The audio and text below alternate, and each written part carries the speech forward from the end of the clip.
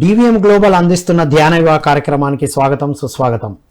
ధ్యాన యువ అంటే యువతకు విద్యార్థులకు ఆత్మ వికాసంతో పాటు వ్యక్తిత్వ వికాసాన్ని జీవన వికాసాన్ని అందిస్తుంది మీ ధ్యాన యువ.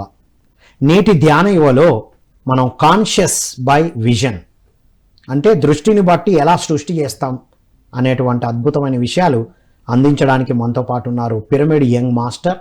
తను స్టూడెంట్గా ధ్యాన సాధనలోకి వచ్చి గత 2 సంవత్సరాల నుంచి ధ్యానం చేస్తూ ఇటు సేవ చేస్తూ చార్టర్డ్ అకౌంటెంట్ సబ్జెక్ట్ని ప్రిపేర్ అవుతూ ఉన్న వెన్నెల ద్వారా మనం తెలుసుకుందాం. నమస్కారం వెన్నెల. నమస్తే సార్. వెల్కమ్ టు ధ్యాన యువ. Thank you sir. ఏంటమ్మా క్రియేషన్ బై విజ్డమ్ ఏంటి? దృష్టిని బట్టే సృష్టి అంటే మనం చేస్తున్న ప్రతి పనిలో మన దృష్టికోణం ఎలా ఉండే, మనం ఎలా ఆ దృష్టిని మార్చుకోవాలి, ఆ సృష్టి ఎలా చేయాలి అంటే మనం చూసే దాన్ని బట్టే దృష్టిని బట్టే సృష్టి ఉంటుంది కదా. మనం ఈ ప్రపంచాన్ని ఎలా చూస్తే అలా కనిపిస్తుంది. దేన్నైనా ప్రపంచాన్ని అనే కాదు, ఒక మనిషినైనా ఒక వస్తువునైనా ఇప్పుడు చదువుకునే దాన్ని బట్టే ఏదైనా మనం ఎలా చూస్తే అలా కనిపిస్తుంది ఈ దృష్టి అనేది. సో అది సార్ చూసేదాన్ని బట్టే చూడబడేది ఉంటుంది, అక్కడ ఉన్నది కాదు. అవును, ఒక మహనీయుడు చెప్పాడు కదా, మనం ఉన్నది చూడమాట, మన లోపల ఎలా ఉన్నామో అది చూస్తాం. మనం ఇప్పుడు లోపల ప్రేమభావంతో ఉన్నాం అనుకో, బయట అందరి పట్ల అదే ప్రేమభావంతో ఉంటాము. ఇప్పుడు మనకు ఎంతో స్వేచ్ఛ కావాలనుకుంటాం, సో ప్రతి ఒక్కరికి అంతే స్వేచ్ఛని ఇవ్వాలి అనుకోవాలి. సో మనం ఎంతో మనం ప్రేమతో ఉండాలనుకుంటాం. సో ఏదైనా మనలో నుంచి ఎదుటి వాళ్ళని చూస్తాం అన్నమాట. ఇది నేను ఈరోజు టాపిక్. ఓకే, అయితే మరి చాలా మంది అంటే అనుకున్నది జరగకపోవడానికి రీజన్ అదా? అంటే కావాలనుకున్నది ఒకటి, లోపల ఉన్నది ఇంకొకటి, దానివల్లనే జరగట్లేదా క్రియేషన్? అనుకున్న క్రియేషన్ జరగకపోవడానికి ఏంటి కారణం మరి? మనం ఎన్నో అనుకుంటాం సార్, కొన్ని జరుగుతాయి కొన్ని జరిగాయి. సో జరగడానికి మనమే రీజన్, జరగకపోవడానికి కూడా మనమే రీజన్ అన్నమాట.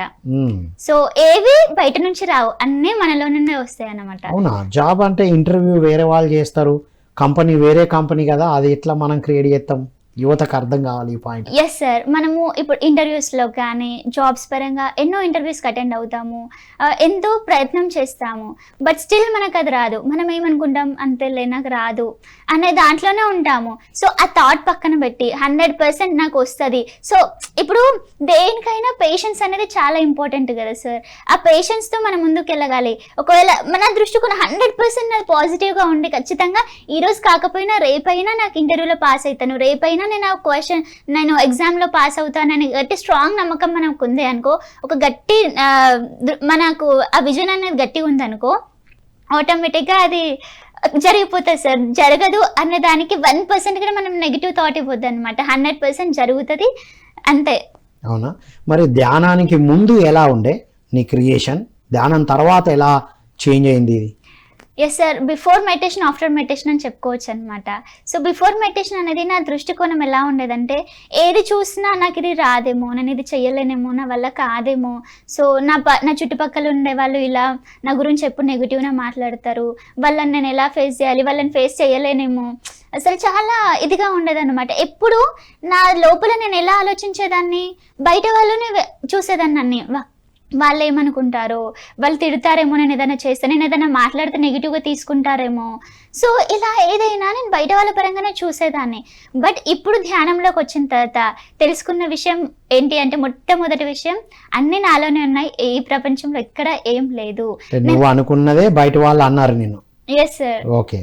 సో ఏదైనా నాలో నుంచి బయట వాళ్ళకి నేను ఎలా ఉన్నాను అనేది నాకు ఇంపార్టెంట్. నా దృష్టికోణం ఎలా ఉంది, నేను చూస్తున్న విధానం ఎలా ఉన్నది అనేది మనం చూసుకోవాలి. కానీ బయట వాళ్ళు మనం ఏం చేసినా ఏం చేయకున్నా అంటూనే ఉంటారు. సో బిఫోర్ మెడిటేషన్ అంటే నాకు ఇలా ఆలోచించేదాన్ని, అన్ని బయటలోనే చూసేదాన్ని. ఇప్పుడు ఏంటంటే మన దృష్టిని బట్టి సృష్టి ఉంటుంది. ఆఫ్టర్ మెడిటేషన్ ఎలా చేంజ్ అయినాయి ఇవన్నీ? వాళ్ళు ఏమనుకుంటారో, నెగిటివ్ మాట్లాడతారో ఉండే కదా, ధ్యానం తర్వాత ఏం జరిగింది? ఎలాంటి థాట్స్ వస్తున్నాయి? ఎలా ఉంది నీ ways and views? After meditation అంటే నేను ఫస్ట్ ధ్యానంలోకి వచ్చిన తర్వాత నార్మల్గా ఒక 2 months వరకు నార్మల్ చేసుకుని వెళ్ళేదాన్ని, అంటే పట్టించుకునేదాన్ని కాదు. దాని తర్వాత ఎప్పుడైతే నేను కడతాలకి వెళ్ళానో, మన ధ్యానమా చక్రాల కడతాలకి వెళ్ళానో, అప్పటి నుండి 11 days ఉన్నాను అనమాట. నా దృష్టికోణం మొత్తం చేంజ్ అయిపోయింది. ధ్యానం చేసుకోవడం, అక్కడ గంటలు గంటలుగా ధ్యానం చేసుకోవడం, ఈవెన్ ధ్యానం ఆ ఎనర్జీలో ఉన్నాం కాబట్టి ఎంత బాగుండదు అనమాట. సో నా వే ఆఫ్ థింకింగ్ మారిపోయింది, నా వే ఆఫ్ బిహేవియర్ మారిపోయింది. సో ఏదైనా నేను ఎలా ఉన్నానో ఎదుటి వాళ్ళని కూడా అలానే చూసేదాన్ని అనమాట. వాళ్ళు ఎలా ఉన్న ఒక బ్యూటిఫుల్ స్మైల్ ఇచ్చేసరికి వాళ్ళు ఎంత కోపంలో ఉన్నా ఇది అంటే కమ్యూనికేషన్ అనేది, మాట్లాడే విధానం, ఒక స్మైల్, ఇవన్నిటిని వాళ్ళ ఎదుటి వాళ్ళకి మనం ఇది చేసేలా ఉంటుంది సార్. రైట్, అంటే ఆలోచన విధానం మారింది, మారి నెగిటివ్ ఆలోచన నుండి పాజిటివ్ కి టర్న్ అవ్వడం జరిగింది. రైట్, ఇప్పుడు ధ్యానం తర్వాత నుండి ఇప్పుడు ధ్యానం చేసిన వాళ్ళు కూడా క్రియేషన్ చేయడానికి వెనకాడుతున్నారు. ఇదే బాగుంది, ధ్యానంలోనే ఉంటే బాగుంటుంది, ఇంకా చదువు ఎందుకు, ధ్యానం చేస్తే చదవాల్సిన అవసరం లేదు, ఆత్మవిద్య అన్ని విద్యలు వచ్చినట్టే మరి అనేది వినడం జరిగింది కదా. మరి సిఏని కొనసాగడానికి ఎలా హెల్ప్ అవుతుంది ఇది? యాక్చువల్గా చాలా మంది ధ్యానంలోకి వచ్చిన తర్వాత ఈ ధ్యానమే చేయాలి, ఈ ధ్యానం చేస్తే సరిపోతుంది, ఇంకా నేను అంటే ధ్యానం చేస్తే ధ్యానంలోనే ఉంటున్నారు, ప్రొఫెషనల్ లైఫ్ ఫిజికల్ లైఫ్ అంటే ఫిజికల్ లైఫ్, స్పిరిచువల్ లైఫ్ అంటే స్పిరిచువల్ లైఫ్ అలానే ఉంటారు. కానీ మనం ఇక్కడ తెలుసుకోవాల్సిన మొదటి పాయింట్ ఏంటంటే రెండింటిని బ్యాలెన్స్ చేసుకోవాలి. ఫిజికల్ లైఫ్ ఎంత ఇంపార్టెంటో స్పిరిచువల్ లైఫ్ కూడా అంత ఇంపార్టెంట్ అని మనం తెలుసుకోవాలి. సో మనం అన్నిట్లోనూ ఉండాలి. అక్కడ ఫ్యామిలీతో ఎంజాయ్ చేయాలి, ఇక్కడ సెల్ఫ్ ఎంజాయ్ చేయాలి, ఇక్కడ మన వర్క్స్ ప్రొఫెషనల్ వర్క్స్ చూసుకోవాలి. ఇవన్నీ మనకి ఎంత ఇంపార్టెంటో, మన సెల్ఫ్తో మనం ఉండడం ఎంత ఇంపార్టెంటో, ఇవన్నిటితో పాటు స్పిరిచువల్ లైఫ్ కూడా అంత ఇంపార్టెంట్ అనమాట.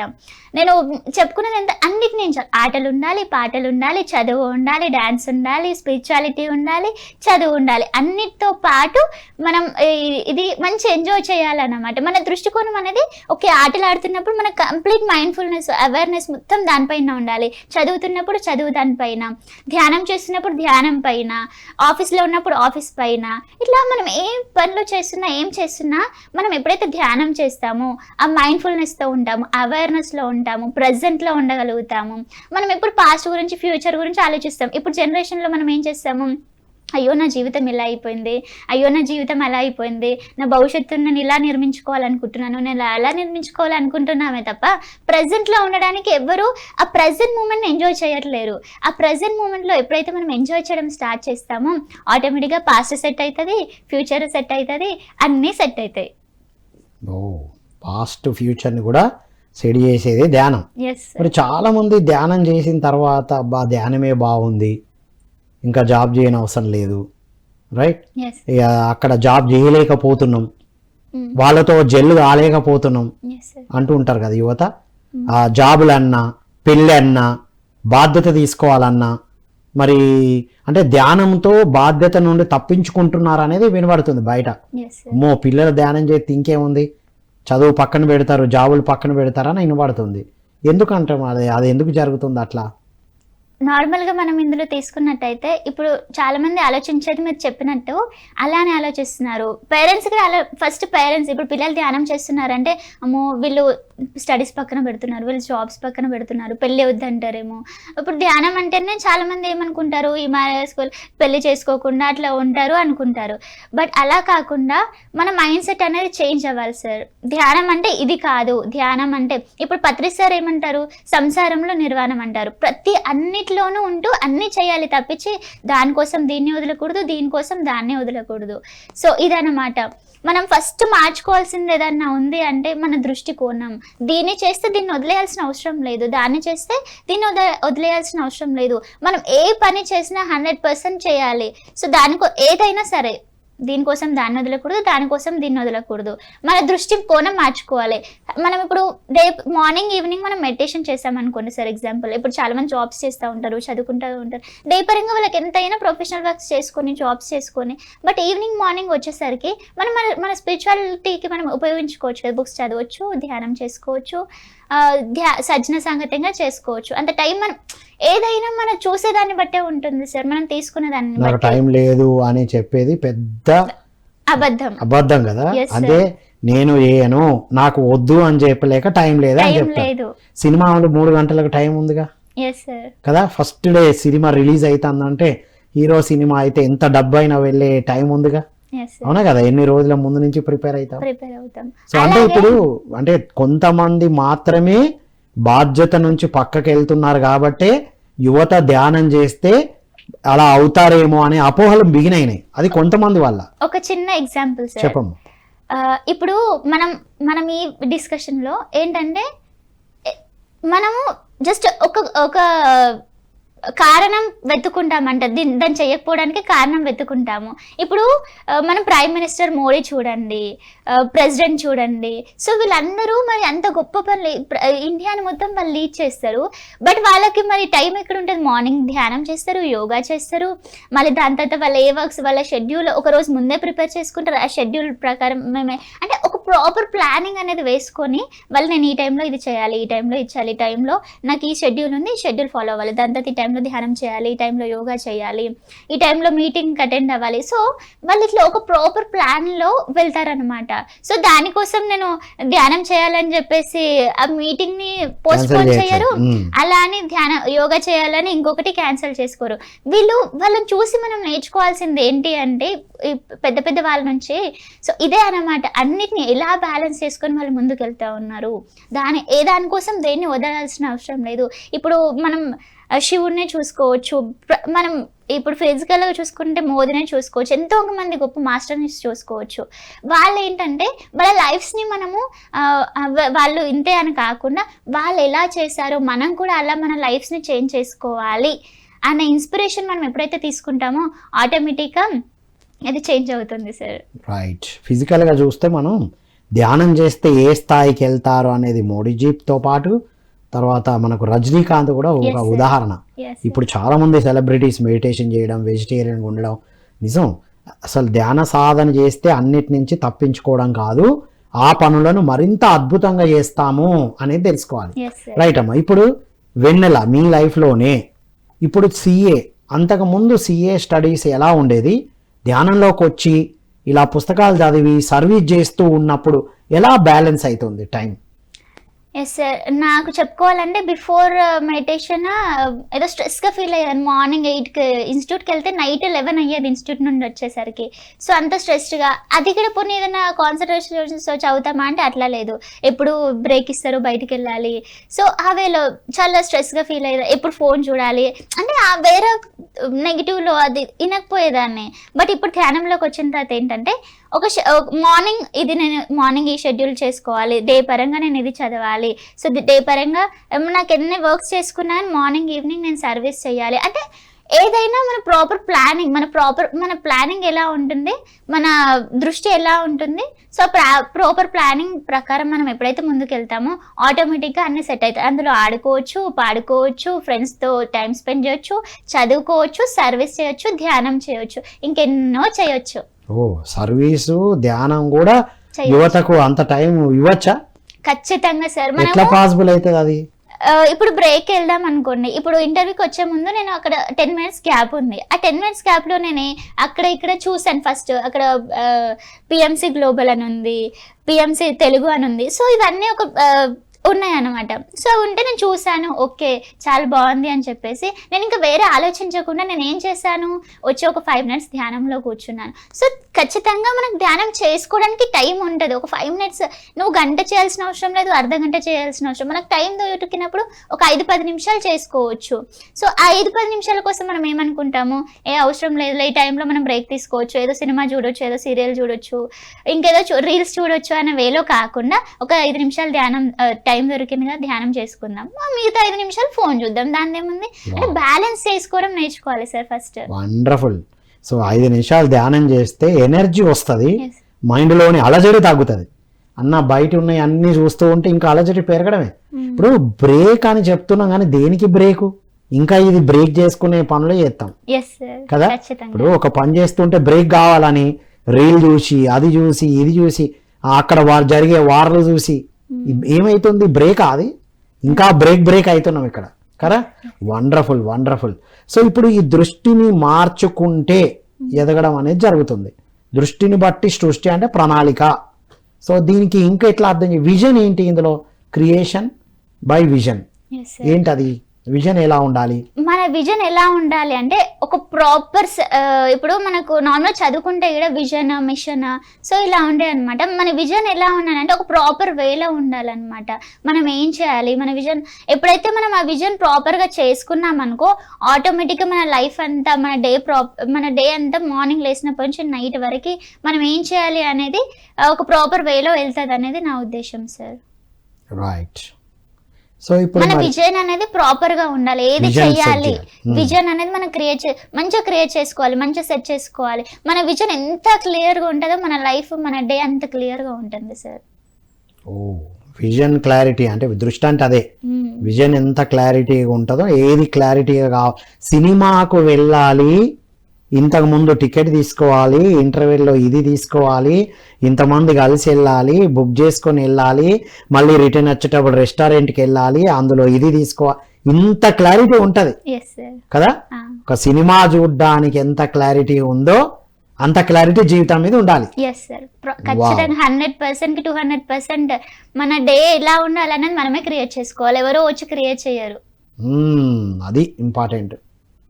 సో ముందు ఏ టైంలో ఏం చేయాలో ఒక ప్రణాళిక ఉంటే అద్భుతంగా అన్ని జరుగుతాయి. అన్నిటికీ టైం ఉంటుంది. కానీ మనం సాకులు వెతుక్కొని ఇంకేదో వెతుక్కొని దీని నుండి తప్పించుకోవడానికి చూస్తాం, పోస్ట్ పోన్ చేస్తాము. ధ్యానం చేయాలంటే టైం ఉండదు, పుస్తకం చదవమంటే టైం ఉండదు. ఇప్పుడు ఒక ఇల్లు అనుకున్నాం అనుకోండి సార్, ఇప్పుడు మనం ప్రెసెంట్ లో ఉండి ఇటుక పోగేస్తాను కదా ఒక ఇల్లు రెడీ అయ్యేది. సో మనం చేసే ప్రతిదీ కూడా ఆ డే కానీ ఆ ఇయర్ కానీ ఆ మంత్స్ కానీ ఎలా ఉండాలంటే, మనం ఒక 2 months లో ఇల్లు రెడీ అవ్వాలంటే మనం ఈ రోజు నుంచే ఇటుక వేస్తే 2 months కి అది మనకి ఇల్లు అనేది రెడీ అవుతుంది అనమాట. అలాగే మనం చేసే ప్రతిదీ కూడా ఒక మంచి క్లారిటీ విజన్ ఉంటే ఆటోమేటిక్గా అది ఖచ్చితంగా 100% ఇది అవుతుంది సార్. కానీ ప్రెసెంట్ లో ఉండగలగాలి, ప్రెసెంట్ లో ఉండి ఆ వర్క్ చేయాలి అంతే. సో ఇప్పుడు ఈ విజన్ ని సెట్ చేసుకోవడం ఎలా, దానికోసం ఏం చేయాలి? ఎస్ సార్, మనం విజన్ ఎలా సెట్ చేసుకోవాలో నా పర్సనల్ లైఫ్ ఎక్స్పీరియన్సే చెప్తానమాట. డైలీ నేను ఎలా సెట్ చేసుకుంటాను ఏంటి అని చెప్పేసి, మార్నింగ్ లేచిన తర్వాత కొంచెం మెడిటేషన్ చేసి, దాని తర్వాత ఏమైనా మనం తినడానికి ఏదైనా ఒకటి కావాలి కదా, సో ఫ్రెష్ అయ్యి ఏమైనా చేసుకొని తినేసి ఇన్స్టిట్యూట్ సర్వీస్ చేయడానికి వెళ్తానమాట. మనకు గుడిస్తానని సెంటర్ ఉంది, సో అక్కడ సర్వీస్ చేసుకుంటూనే వెళ్ళగానే కొంచెం అంత సెంటర్ క్లీన్ చేసేసి సర్వీస్ చేసుకుంటూనే నేను చదువుకుంటాను అనమాట. సో దీని తర్వాత మళ్ళీ ఈవినింగ్ 5-6 వరకు చదువుకుంటాను మార్నింగ్ నుండి. దాంతో వెళ్ళిన తర్వాత మళ్ళీ దీన్ని వదిలేసి మళ్ళీ 5-6కి మెడిటేషన్ చేసుకోవడానికి వస్తారు చాలామంది. సో వాళ్ళకి మెడిటేషన్ చేయించడం, ఏదైనా డౌట్స్ ఉంటే క్లారిఫికేషన్ చేయడం, లేదంటే వాళ్ళని చూసుకోవడం, అలా 9 వరకు జరుగుతుంది అనమాట. దాని తర్వాత 9కి వెళ్ళేసి తినేసి మళ్ళీ నా పర్సనల్ దాంట్లో నేను ఉండడం అనమాట. సో ఎలా అంటే ఇప్పుడు ఈవినింగ్ కూడా మనకు కెమెరా చూసుకోవడము, దాని తర్వాత యూట్యూబ్ లైవ్ ఇవ్వడము, ఏమన్నా ఉంటే ఊడ్చడం, అంటే వాష్రూమ్స్ కడిగే దగ్గర నుంచి స్టేజ్ పైనకి వెళ్ళి మాట్లాడేంతవరకు ఏమీ చేయలేని స్థితి నుంచి ఏదైనా చేయగలననే స్థితికి ఎదగడం అంటే ఒక ప్రాపర్ వేలో అనమాట. ఎప్పుడైతే ప్రాపర్ వేలో దీనికోసం ఇప్పుడు నేను సెంటర్ అక్కడ సర్వీస్ చేస్తున్నానా అలాగే నా స్టడీస్ని నెగ్లెక్ట్ చేయలేదు, నేను చదువుకుంటున్నానా అలాగే సేవ చేయడం మానేయలేదు. సో రెండింటిని బ్యాలెన్స్ చేసుకుంటూ యాజ్ వెల్ యాజ్ నా ప్రొఫెషనల్ వర్క్స్ చూసుకుంటూ స్పిరిచువల్ లైఫ్ చూసుకుంటూ నేను డే పరంగా ఎన్నో యాక్టివిటీస్, ఆటలు పాటలు, ఇంకెన్నో పాటలు కూడా టైం ఉందా? Yes sir. అలాగే మధ్యలో ధ్యానం చేసుకోవడం, లంచ్ బ్రేక్ లో కొంచెం సేపు ధ్యానం చేసుకోవడం, ఫ్రెండ్స్ కి కొంచెం టైం ఇవ్వడము, నాతో నేను టైం ఎంచుకోవడము. సో ఫ్యామిలీకి ఆ 1 hour గ్యాప్ లోనే ఫ్యామిలీకి కొంచెం టైం ఇవ్వడము, నాకు సెల్ఫ్ కి టైం ఇచ్చుకోవడం, ధ్యానం చేయడం. సో ఇలా అన్ని 1 కాదు 2 కాదు ఎన్నో చేసుకోవచ్చు ఈజీగా. మనం అనుకుంటే ఒక 20 పనులైనా ఒక రోజులో చేసుకోవచ్చు. ఫర్ ఎగ్జాంపుల్ ఫ్రెష్ అయిన దగ్గర నుంచి వంట వండుకునేంత వరకు, చదువుకునేంత వరకు సర్వీస్ చేయడము, కెమెరా చూసుకోవడము, లైవ్ ఏదైనా హోస్టింగ్ చేయాలంటే హోస్టింగ్ చేయడము, పేరెంట్స్తో మాట్లాడడము, ఫ్రెండ్స్తో టైం ఇవ్వడము. సో ఇలా 1 కాదు 2 కాదు, వాష్రూమ్స్ కడగాలంటే వాష్రూమ్స్ కడగడం, ఏదైనా క్లీన్ చేయాలంటే ఏదైనా క్లీన్ చేయడము.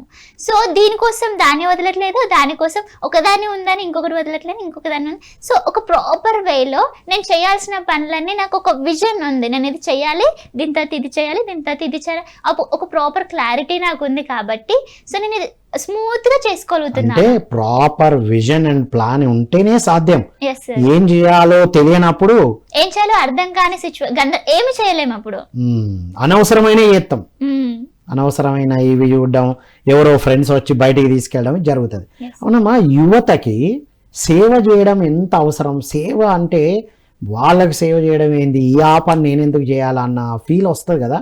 అసలు సేవ చేయడం వల్ల లాభాలు ఏంటివి యువతకి? ఎస్ సార్, చాలామంది నాకు పర్సనల్గా అడిగిన డౌట్ ఏంటి అంటే, నువ్వు సేవ చేస్తూ ఎలా చదువుకుంటావు అని అడుగుతారనమాట. సేవ చేస్తూ హ్యాపీగా చదువుకోవచ్చు. అక్కడ ఉంటాం, మనం ఏదైనా వర్క్స్ ఉంటే చూసుకుంటాం, నార్మల్గా చదువుకోవచ్చు. సో చాలామంది సేవ అనగానే భయపడతారు. నేను 3 hours ధ్యానం చేయాలి, 4 hours ధ్యానం చేయాలి, క్లాసెస్ వినాలి, బుక్స్ చదువుకోవాలి, ఈ వేలోనే మైండ్ సెట్ ఉంటుంది. కానీ నేను సేవ చేయాలి అనే మైండ్ సెట్ చాలామందికి ఉండదు. అన్నింటికన్నా ధ్యానం తర్వాత స్వాధ్యాయం తర్వాత సజ్జన సంగత్యం తర్వాత వీటన్ని తర్వాత ఎక్కువగా ఇంపార్టెంట్ ఏదన్నా ఉంది అంటే అది సేవ. సేవ చేస్తే ఆటోమేటిక్గా ఇవన్నీ వచ్చేస్తాయి అనమాట. అందులోనే ఆ సేవలోనే మనం ధ్యానం చేసుకోవచ్చు. ఈ సేవ చేసిన తర్వాత ఒక 5 నిమిషాలు ధ్యానం చేసుకుంటే ఆ 3 hours 4 hours చేసుకునే ధ్యానం కన్నా ఒక 5-10 నిమిషాలు క్వాలిటీగా ధ్యానం చేసుకుంటే ఆ 3 hours 4 hours చేసుకునే మెడిటేషన్కి సమానంగా ఉంటుంది అనేది క్వాలిటీ మెడిటేషన్. క్వాంటిటీ కాకుండా క్వాలిటీ పెరుగుతుంది. Yes sir. అంటే అంతే, కర్మయోగం చేసి ధ్యానం చేయమన్నారుగా, అంటే సేవ చేసి ధ్యానం చేస్తే పవర్ఫుల్ ఉంటాం. ఒక 5-10 minutes చేసినా ఆ స్థితికి మనం వెళ్ళిపోతాం. ఇప్పుడు చాలా మందికి సేవ చేయడానికి ఎందుకు వెనుకాడతారు ఈనాటి యువత? వారి టైం ఇచ్చేయడమే తక్కువ కదా. సేవ ఎందుకు చేయడానికి అడ్డుపడేది ఏంటి యువతలో గమనించినంత వరకు? నేను గమనించినంత వరకు సేవలో అడ్డుపడేది ఏంటంటే, వాళ్ళ మైండ్ సెట్ ఎలా ఉంటుందంటే, నేను ఇంతసేపు ఫ్రీగా కూర్చోవాలా, నేను ఇంతసేపు టైం వేస్ట్ చేయాలా, నేను దానికి ఇంతసేపు కూర్చునే బదులు, ఇంతసేపు సేవ చేసే బదులు నేను దాని ప్లేస్లో నేను చదువుకోవచ్చు కదా, దాని ప్లేస్లో నేను పడుకోవచ్చు కదా, దాని ప్లేస్లో నేను ఇంకేదో మూవీకి వెళ్ళొచ్చు కదా, ఇలా ఆలోచిస్తారు అనమాట. ఎవరికైతే సేవ యొక్క గొప్పతనం తెలుస్తుందో ఈ సేవ చేయడానికి 100% వెనకాడరు అనేది నా ఉద్దేశం. సేవ చేయమంటే రీజన్స్ చెప్తారో వాళ్ళకి సేవ చేయొద్దు అనే కాన్సెప్ట్ వాళ్ళకు ఉంటది. టైం వేస్ట్ ఏమో అని ఆలోచిస్తారు అనమాట. కానీ సేవే టైం వేస్ట్ అనుకొని టైం వేస్ట్ పనులకే టైం చేస్తారు. ఎగ్జాక్ట్లీ. Yes sir. మూవీకి వెళ్ళొచ్చు రిలాక్సేషన్ కోసం, ఎంటర్టైన్మెంట్ కోసం. కానీ ఎప్పుడైతే సేవ చేస్తామో సమయాన్ని సరిగ్గా వినియోగిస్తామో, అంతే కదా. ఒక సేవ అనేది తీసుకున్నప్పుడే అన్ని కలగలిపి వస్తాయి. అందులో టైం, ధ్యానం చేయడానికి టైం ఉంటుంది, అన్నిటికీ టైం ఉంటుంది. అదే ఇందాక చెప్పాను కదా, ఈ సేవ చేయడం ద్వారా, ధ్యానం చేయడం ద్వారా, స్వాధ్యాయం చేయడం ద్వారా, సజ్జన సాంగత్యం చేయడం ద్వారా ఏమవుతుందంటే, మనము ఏమీ చేయలేని స్థితి నుంచి ఏదైనా చేయగల మన స్థితికి ఇది మనల్ని తీసుకెళ్తుంది అనమాట. వావ్, నువ్వు క్లాసులు కూడా చెప్పగలుగుతున్నావు. బుక్స్ ఇప్పుడు మనం స్పిరిచువల్ బుక్స్ ఏమేమి చదువుతాం? స్పిరిచువల్ బుక్స్ అంటే మనకి ధ్యానం అంటే ఏంటి, వాక్క్షేత్రం అంటే ఏంటి, సో ఒక యోగి ఆత్మకథ కొంచెం చదివాను. ఆనందం అంటే ఏంటి, ఆనందం ఎక్కడి నుంచి వస్తుంది ఏంటి అనేసి దాని గురించి, మన ఫ్యూచర్, పాస్ట్, ప్రజెంట్ అనే ఒక బుక్ ఉంటుంది, దాని గురించి, శ్వాస గురించి, ఇలా కొంచెం కొంచెం. ఇప్పుడు ఆనందం అంటే ఇప్పుడు ఒక వస్తువు లేకపోతే విజయం సాధించినాక కదా ఆనందం వచ్చేది. ఆనందం ఎక్కడి నుంచి వస్తుంది? మనకు ఎగ్జాంపుల్ తీసుకుంటే, ఆనందం అనేది మనము బయట అంగడిలో కొనుక్కుంటేనో, లేదంటే ఇంకొక వ్యక్తి దగ్గర తీసుకుంటేనో, ఇంకొకరి దగ్గర తీసుకుంటేనో, పోనీ కొంచెం సేపు నీ ఆనందం నాకు ఇవ్వవా అంటేనో, ఇంకేదైనా చేస్తే ఆనందం వస్తుంది సార్? ఎక్కడ రాదు. సో ఆనందం అనేది ఎక్కడి నుంచి వస్తుంది అయ్యా అంటే, మనలో నుండి వస్తుంది. మనం చేసే అవేర్నెస్లో కానీ, ఆ మైండ్ఫుల్నెస్తో, ఆ ఎంజాయ్, ఒక పని చేసినప్పుడు మనకు ఆ సాటిస్ఫాక్షన్ అనేది ఒకటి ఉంటుంది కదా. ఆ సాటిస్ఫాక్షన్ ఎప్పుడైతే ఆ సర్వీస్లో కానీ, ఆ చదువులో కానీ, ఎలాంటి దాంట్లో అయినా మనం చేస్తున్న పని పట్ల సాటిస్ఫాక్షన్ ఉంటుంది అనుకో, ఆటోమేటిక్గా నువ్వు ఆనందం వద్దు అన్నా ఆనందం వస్తుంది అనమాట. ఆ సాటిస్ఫాక్షన్ కలిగి ఉన్నప్పుడు ఆనందం వస్తుంది. అంతే తప్ప మనం ఎవరి నుంచో వెతుకుతే గానీ, ఎక్కడనో కొనుక్కుంటే గానీ, జాబ్ వస్తే ఆనందం లేదు, పెళ్ళైతే ఆనందం, డబ్బు వస్తే ఆనందం, అలా గ్యాడ్జెట్స్ మెయింటైన్ చేస్తే ఆనందం అంటారుగా. Yes sir. అలా అవి జస్ట్ నార్మల్ గా అది టెంపరీ మాత్రమే. బట్ పర్మనెంట్ ఆనందం, ఒక సినిమా చూసాం అనుకోండి సార్, అది జస్ట్ ఒక 3 hours అంతే ఉంటది. ఒక పెళ్లికి వెళ్ళాం అనుకో, అందరితో పాటు ఎంజాయ్ చేస్తాము, జస్ట్ ఆ మినిట్ మాత్రమే హ్యాపీ ఉంటది. ఇంకొకటి చేసాము హ్యాపీ ఉంటుంది. అది temporary happiness. But permanent happiness ఎక్కడ ఉంటుంది, ఏం చేస్తే వస్తుంది అంటే మనం చేసే పని పట్ల, మనం చదువుకునే చదువు పట్ల, ఇంకా మన పేరెంట్స్తో ఏదైనా తీసుకుంటే ఎక్కడి నుంచి వస్తుంది అంటే మనం చేసిన పని పట్ల 100% సాటిస్ఫాక్షన్తో మనం ఉన్నప్పుడు హ్యాపీనెస్, ఆనందం అనేది ఆటోమేటిక్గా వస్తుంది. వావ్. ఇంకోటి, ధ్యానం చేస్తున్న వాళ్ళు పేరెంట్స్తో రూడ్గా మాట్లాడతారు. అంతకుముందు కోపం లేదు మా అమ్మాయికి, ఇప్పుడు బాగా కోపాడుతుంది, అంతకుముందు ఇలా లేదు, ప్రశాంతంగా సైలెంట్గా ఉండేది, ఇప్పుడు వైలెంట్ అయింది అంటూ ఉంటారు పేరెంట్స్. ధ్యానం చేసిన వాళ్ళ మీద పేరెంట్స్ కంప్లైంట్స్. ఎందుకమ్మా ధ్యానం చేస్తే ఎందుకు అంత కోపం వస్తుంది అంటావు? ధ్యానం చేస్తే కోపం కాదు సార్, నా ఉద్దేశంలో అయితే ధ్యానంకి ముందు ఎలా ఉన్నారో ధ్యానం తర్వాత కూడా అలా ఇంకా స్మూత్ గా రెడీ ఇంకా బాగుండొచ్చు పేరెంట్స్ పట్ల. కానీ ఏది చూస్తే కోపాన్ని ఎందుకు వ్యక్తపరుస్తారు కొంతమంది? స్పిరిచువల్ ఈగో అనేది ఒకటి ఉంటది కదా సార్. ఆ స్పిరిచువల్ ఈగో, నేను క్లాసెస్ చెప్తున్నాను, నేను సర్వీస్ చేస్తున్నాను, నేను ఇంత మందిలో ఇంత గౌరవంగా ఉంటున్నాను, కానీ మా పేరెంట్స్ వచ్చేసరికి నన్ను బాగా చూడరు, నన్ను డిమోటివేట్ చేస్తారు, సంథింగ్ ధ్యానం చేయొద్దు అంటారు, ఇంకేదో చేయొద్దు అంటారు. పేరెంట్స్ పట్ల ఉన్న చులకన భావమే వాళ్ళ కోపం తెప్పిస్తుంది. Yes sir.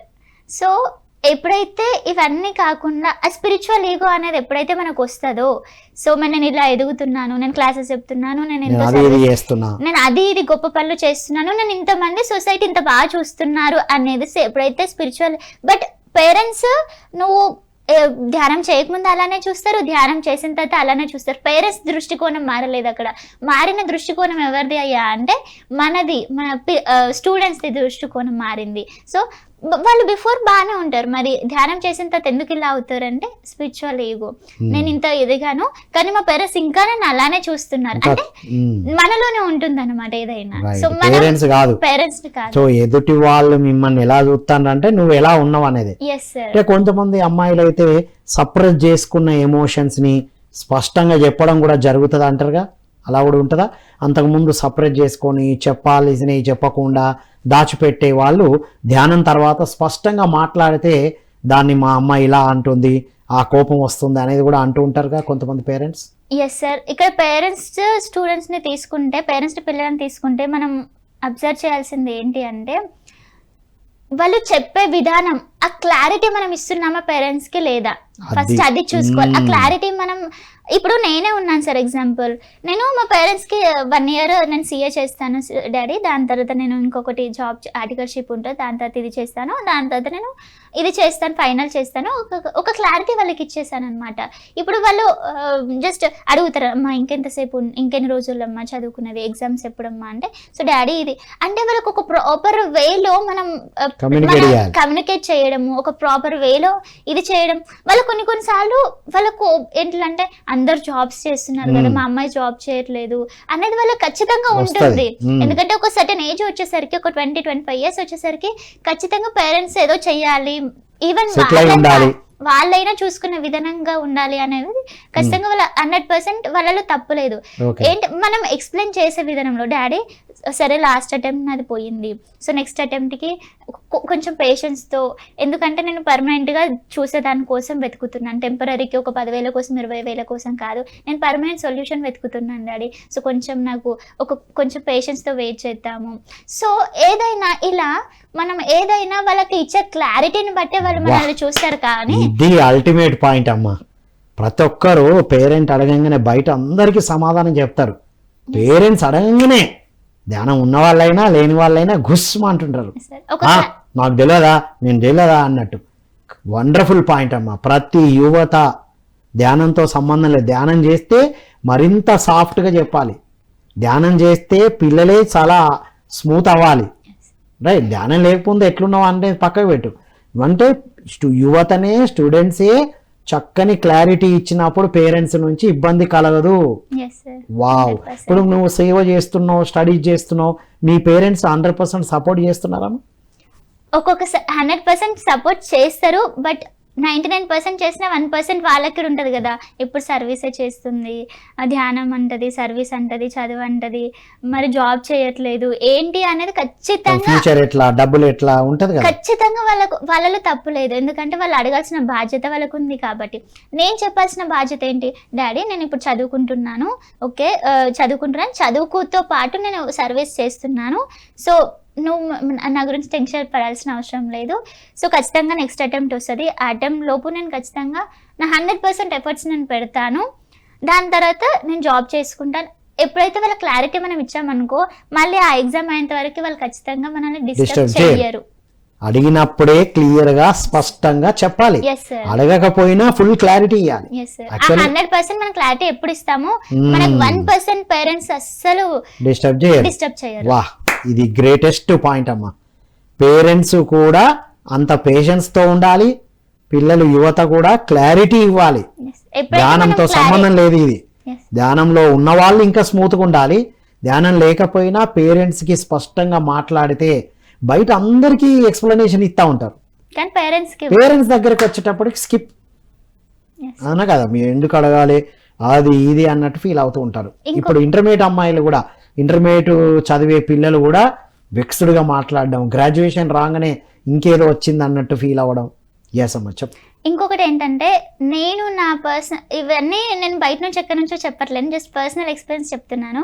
ఏంటంటే, నేను ఇంటికి వెళ్ళినప్పుడు నేను ఆల్రెడీ ధ్యానం చేస్తాను, అందరిలో ఉంటాను కాబట్టి ఇంటికి వెళ్ళినప్పుడు నేను ఏం చేస్తాను, ప్రతి ఒక్కరు ఫస్ట్ తెలుసుకోవాల్సిన పాయింట్, నా చెప్పాలనిపించిన పాయింట్ ఏంటి అంటే, ఫస్ట్ మనం ఇంటికి వెళ్ళగానే ఫస్ట్ మన పేరెంట్స్కి టైం ఇవ్వాలి. వాళ్ళ ఫ్యామిలీతో అంతా కూర్చొని ఎలా ఉంది డాడీ, ఎలా ఉంది, ఎలా జరుగుతుంది వర్క్స్, సో అమ్మ ఎలా అనిపిస్తుంది, సో చెల్లెళ్ళు అయితే ఎలా చదువుకుంటున్నావు, సో ఇంకా ఎలా ముందుకు వెళ్ళాలి చదువులో, సో నీ ఫ్యూచర్ ప్లానింగ్స్ ఏంటి, ఏం చేద్దాం అనుకుంటున్నావు, సో ఇప్పుడు నేను ఇలా చేద్దాం అనుకుంటున్నా డాడీ, నేను ఇలా అనుకుంటున్నాను, మరి మీరేమంటారు అనేది ఒకరికొకరు అందరం డిస్కషన్ చేసుకొని, ఒక సజెషన్స్ తీసుకొని, ఒక ఫ్యామిలీ మంచిగా ఎప్పుడైతే అది నేను ఏమని చెప్తానంటే, ఇంటికి వెళ్ళినప్పుడు ఇట్లానే ఫ్యామిలీ డిస్కషన్ చేసుకుంటూ, సో డాడీ మనం ఏదైనా చేయగలుగుతాం, మనం అనుకుంటే చేయలేనిది ఏమీ లేదు, బట్ ఒక క్లారిటీ, ఒక పేషెన్స్, ఒక ట్రస్ట్, బయట వాళ్ళని ట్రస్ట్ చేయడం కాదు, మన పట్ల మనకు ఫస్ట్ ట్రస్ట్